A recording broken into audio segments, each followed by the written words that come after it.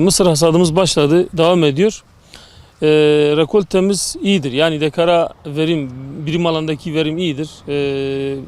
Yani çiftçinin beklediği şekildedir. Rekolte olarak bizim Batman'da toplam mısır ekili alanı 60 bin dönüm kadardır. Bununla birlikte bizim ortalama rekoltemiz 80 bin tondur. 80 bin, 85 bin değişebiliyor bu. Bu sene rekoltemiz iyidir. İnşallah 85 bin tona kadar çıkarız. Bildiğiniz üzere bir iki hafta önce mısır ton fiyatı açıklandı 5700 TL olarak. Tabii bizim çiftçimizin beklentisi 6000 TL'nin üzeriydi. Çünkü girdiler çok pahalı. Gerçekten her ne kadar fiyat olsa bile girdilerin çok pahalı olması nedeniyle çiftçiyi kurtarmıyor. Şimdi çiftçi hasadını yaptı.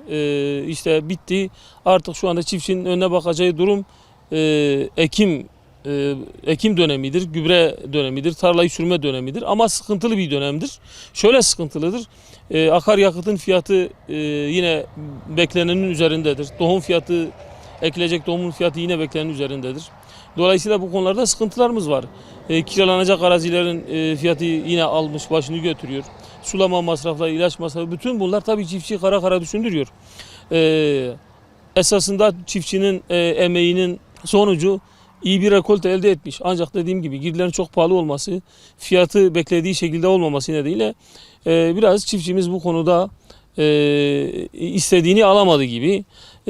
Şimdi bizim yetkililerden ricamız yine bir ekim dönemine giriyoruz. Hem kuru tarımda birkaç ay sonra da sulu tarımda işte çiftçi ürününü satıp gübre tedarik etmeye başlayacak, tohum tedarik etmeye başlayacak.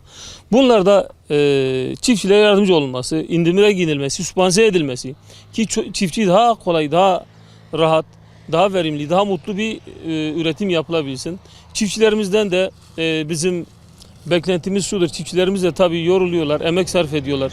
Ama çiftçilerimizin de gayret etmesi gerekiyor. Gerçekten bütün dünyada üretime ihtiyaç var. Bütün insanlığın gıdaya, sağlıklı gıdaya ulaşmaya ihtiyacı var. Çiftçilerimiz zaten bu konuda inanıyoruz, gereğini yerine getiriyor.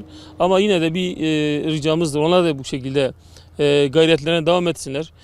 İkinci ve önemli bir husus çiftçilerimizden talebimiz lütfen anızları yakmasınlar.